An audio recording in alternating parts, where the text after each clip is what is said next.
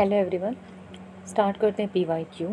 Very important है, very crucial है, previous year question में आपसे पूछे गए हैं। तो स्टार्ट करते हैं। तो जो हमने टॉपिक किए हैं उन्हीं से रिलेटेड ये PYQ है। फर्स्ट आपका the understanding level of teaching was developed by.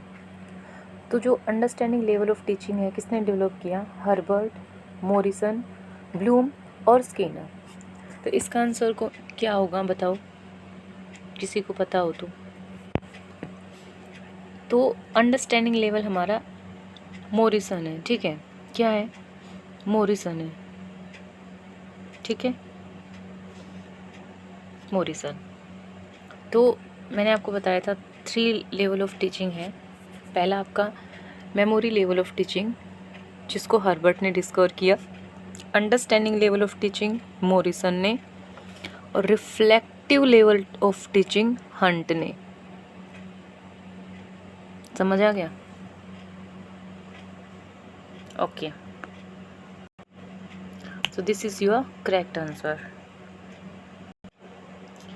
A teacher asks students to explain the difference between evaporation and condensation. Which level of teaching is being targeted? बताओ क्या क्या होगा यहाँ पे। तो कह रहा है कि एक टीचर है अपने स्टूडेंट्स को बोल रहा है कि तुम एवोपरेशन और कंडेंसेशन के बीच डिफरेंस क्रिएट करो। तो यहाँ आपने पहले वो चीज़ लर्न की होगी, है ना, याद तो आपने की होगी ना, फिर आप उसको बता रहे हो डिफरेंस। पहले आपने उसमें समझा कि ये एवोपरेशन होता है, ये कंडेंसेशन होता है। एवोपरेशन जब पानी भाप बन के उड़ने लगता है, कंडेंसेशन का मतलब कि भाप से वापस पानी बन रहा है। ठीक है, भाप से पानी बन रहा है, पानी से भाप बन रही है। आपने समझा, अच्छा ये एवोपरेशन है। फिर आप बोलोगे सर कि अगर वाटर हीट होके उसकी उसमें से जैसे उसको क्या बोलते हैं, स्टीम बन जाए, तो उसको मैंने एवोपरेशन बोल दिया। स्टीम से वापस वाटर बनने की प्रोसेस को मैंने कंडेंसेशन बोल दिया। तो ये क्या आप समझ रहे हो, तब आपने वो बताया है ना। तो इसमें हमारा कौन सा लेवल ऑफ टीचिंग होगा बताओ? Understanding level of teaching. तो क्या हो गया? Understanding level of teaching. This is your right answer. In which of the following scenarios would memory level teaching be most appropriately applied?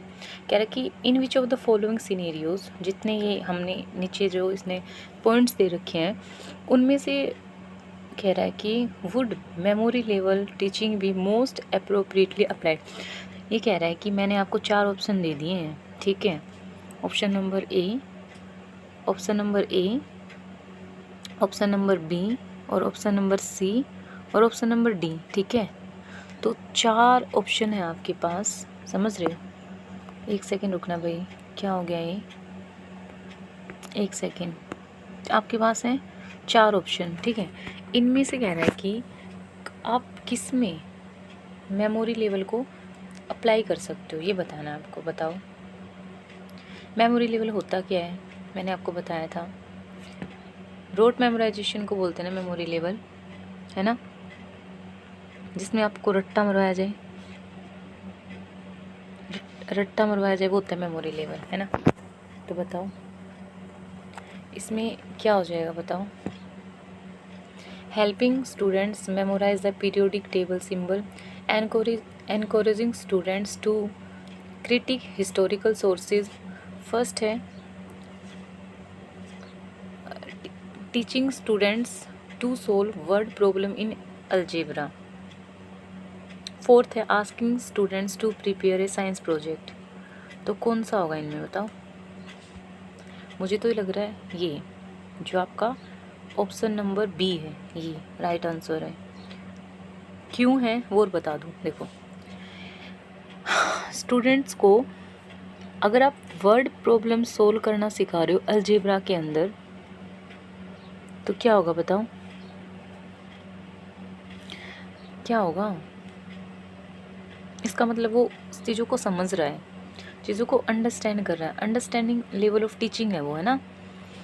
तो अब अंडरस्टैंडिंग लेवल है तो ये तो नहीं होगा, ये तो रिमूव कर दिया हमने, ये नहीं है ए। फिर helping students memorise the periodic table symbol. अब मैंने आपको बताया था पीरियोडिक टेबल में क्या है, उनको रट्टा ही तो मरवाना है। ये पी ब्लॉक एस ब्लॉक करके कुछ होता, मुझे याद नहीं है। Encouraging students to create historical sources.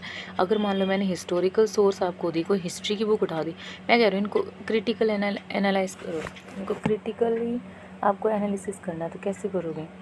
उसमें तो रिफ्लेक्टिव लेवल ऑफ टीचिंग आ गया, बहुत ज़्यादा डीपली थिंकिंग करनी पड़ेगी आपको, ये भी नहीं है।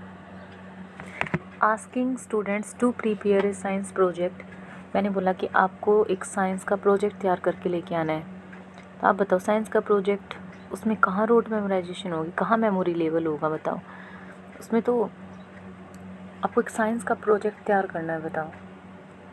तो ये भी रिफ्लेक्टिव लेवल में चला गया।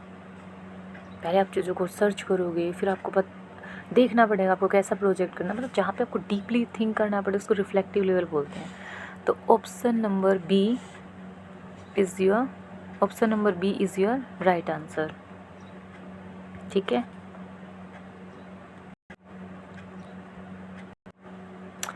विच of the following best represents the reflective level of teaching, बताओ। Asking students to match vocab words with their definition. Words को डेफिनेशन के साथ अंडरस्टैंडिंग लेवल, मतलब जो चीज़ आपने याद की। देखो मेमोरी लेवल में क्या है, आपको रटनी पड़ती हैं चीज़ें, आपको नहीं पता क्या मतलब है उनका, क्या नहीं है। अंडरस्टैंडिंग जब आप चीज़ लर्न करो, उनको आप समझ पा रहे हो। रिफ्लेक्टिव है लर्न की हुई चीज़ों को बहुत डीपली एनालिसिस करके कहीं पर उनको अप्लाई करना। Which of the following best represents the reflective level of teaching. Asking students to match vocab word with their definition. Encouraging students to apply Newton's law to real life accident never. ये तो ये है reflective level of teaching. Having students decide the steps of a chemical reaction. आपको सिर्फ याद करना है, learn करना। रोट मेमोराइजेशन है तो मेमोरी लेवल लर्न कर रहा है, आप समझ के करो तो अंडरस्टैंड लेवल में आ जाएगा, ठीक है। देखो वैसे अंडरस्टैंडिंग में आएगा क्योंकि आप खुद याद कर रहे हो उसको, टीचर आपको रट्टा नहीं मरवा रहा, टीचर नहीं बोल रहा ये है। आप खुद उन चीज़ों को कैसे लर्न कर रहे हो, कोई तो रट के कर लेगा, कोई उनको याद करके, वो उनकी मेमोरी पे डिपेंड करता है। बट ये अंडरस्टैंडिंग लेवल में आएगा, चीज़ों को केमिकल रिएक्शंस को रिसाइट करना, ठीक है। Teaching students the dates of key. Date वगैरह हम इनको भी लर्न करते हैं, ज़्यादा लर्न करना, चीज़ें समझने के बाद आपको याद करनी, डेट्स वगैरह को वो केस में चले जाएंगे मेमोरी लेवल में। आपको सिर्फ उनको बार बार पढ़ के याद करनी होती है, उनको समझने का कोई मेथड नहीं है। तो ऑप्शन नंबर बी इसका राइट आंसर होगा, ठीक है। Encouraging students to apply Newton's law to a real life accident. A teacher asks students to evaluate the effectiveness of different teaching method and suggest improvement. Again reflective level कह रहा है, एक teacher ने students को बोला कि आपको एवलेट करना है जो डिफरेंट टीचिंग की इफेक्टिवनेस, टीचिंग मेथड की इफेक्टिवनेस को, कह रहा है उसमें इम्प्रूवमेंट भी सजेस्ट करो। तो अगेन रिफ्लेक्टिव लेवल में आ जाएगा ना, किसमें आ गया, रिफ्लेक्टिव लेवल में। तो मुझे बताना कमेंट करके आपके कितने आंसर सही हैं, कितने नहीं हैं, ठीक है। तो best of luck, have a nice day, thanks to watch this video, bye bye, take care.